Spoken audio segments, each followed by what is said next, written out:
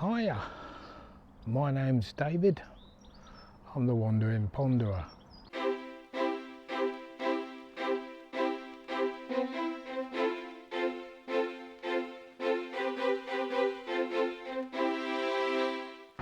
I'm standing in front of the wall pack.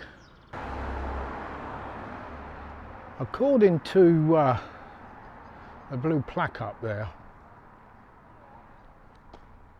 this pub was home of the Reverend Lowry, an ejected minister of the Church of England.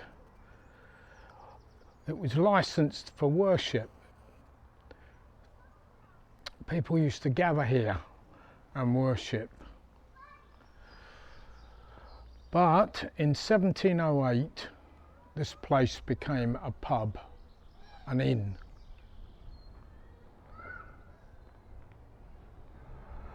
There is so much history in this place.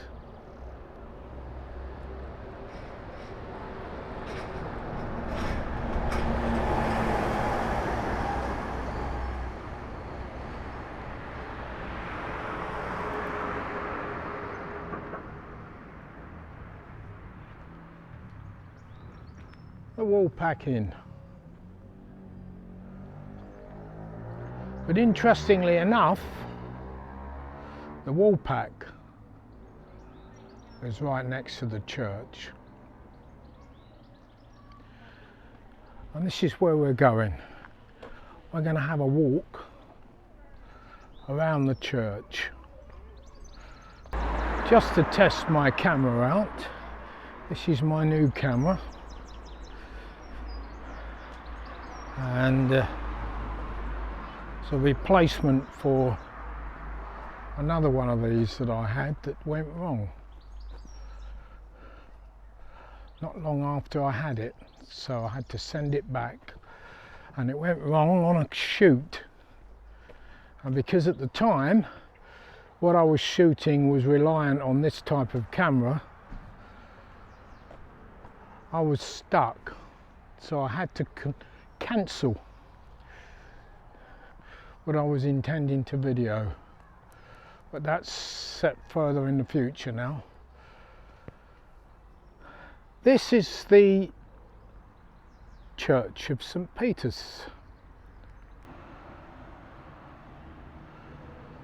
4 o'clock in the afternoon on a Thursday, and it's forecast to rain a bit later on tonight and rain all day tomorrow. So this is the only time that I've got to test this.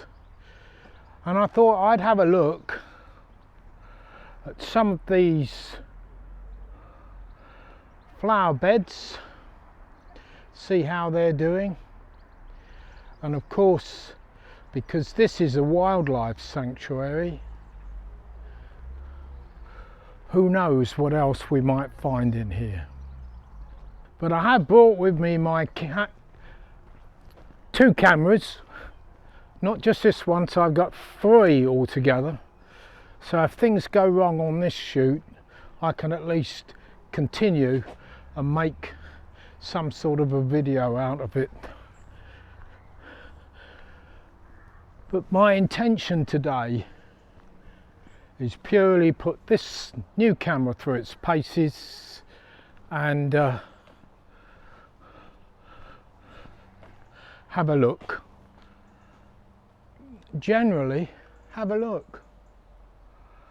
I've been told, and I don't know where it is, but in the stonework somewhere on this church are fossils.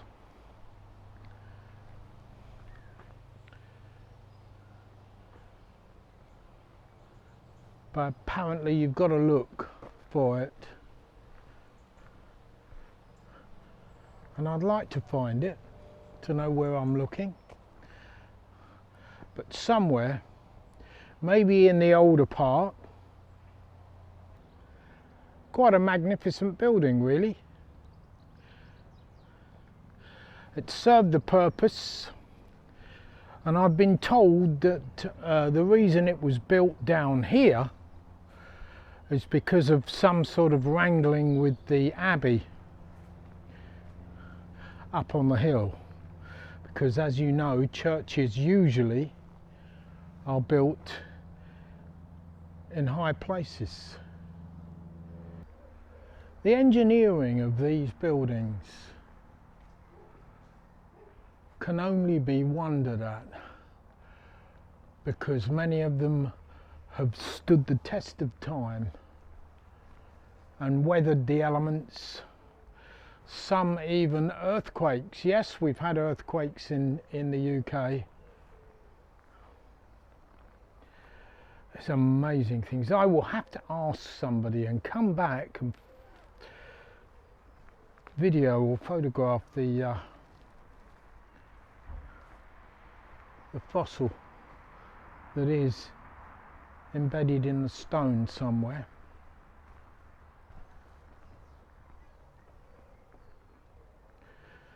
But see how ornate the stonework is. You see that? Amazing.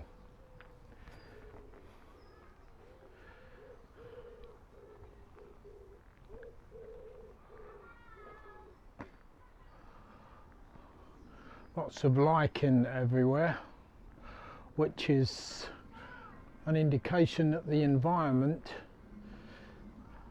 that it's growing on and growing around is clear and clean. Looking at the history of religion in Coggeshall, the Christian religion in particular,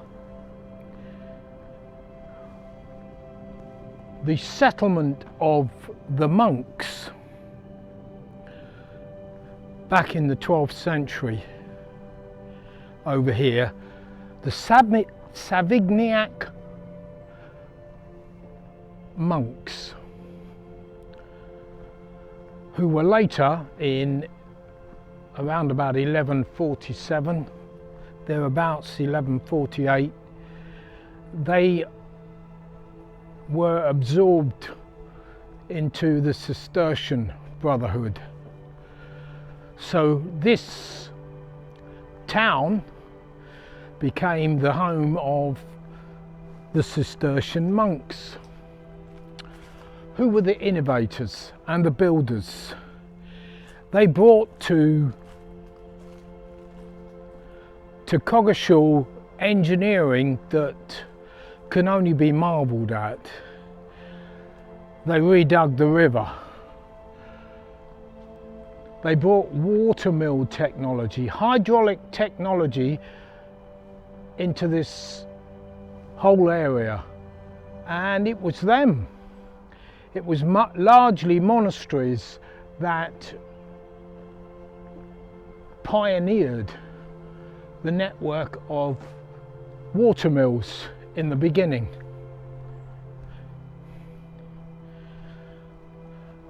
And largely due to the way that monks worked. The way they focused their attention to details. And we know that early Bibles were handwritten by monks. And they must have spent hours and hours, and you can tell by the ornate capital letter decorations that you see, that you've learned in history at school. But it wasn't every brotherhood that was skilled in the engineering areas of, dare I call it, technology.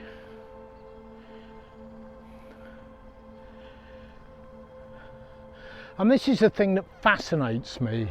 This is the thing that I first realised when I started looking into the Abbey and the watermills, is how ingenious these people were to think about redigging a river to channel the water to feed a watermill.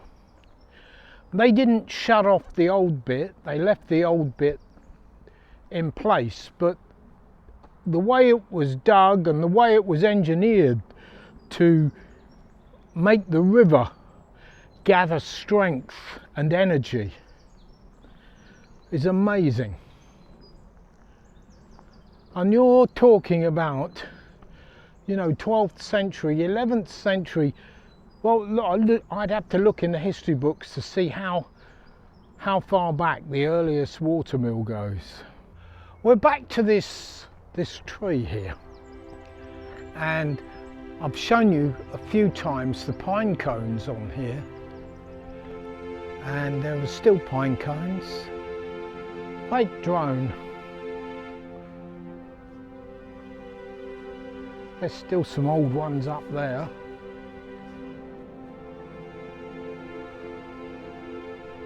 This is a wonderful tree. Full of squirrels and other things, this place. There's a dog over there chasing a squirrel up a tree.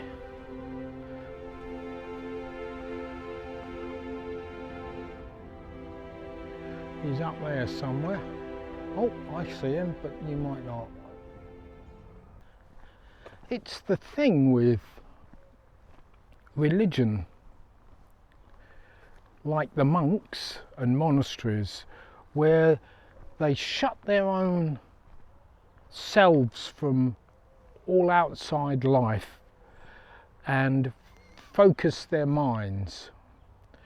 And it's this focusing of the mind on particular things in a way that gives birth to great innovations, devotion, and almost a tunnel vision on the project that you're focusing on.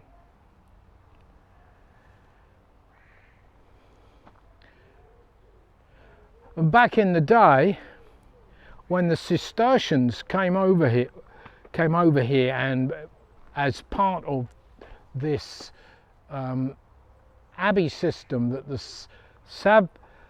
Savignac monks had built up, now Savignac becomes the Cistercian order, and a few changes are made in their policies. And you can read up about the Cistercians. One of the things that fascinated me was they refused to recruit young boys into the order, whereas like the Benedictines would take children if they could. And of course, as you know, in this modern era, that would be very frowned upon if you, and lots of suspicion. But I'm sure that the monks of the Cistercian order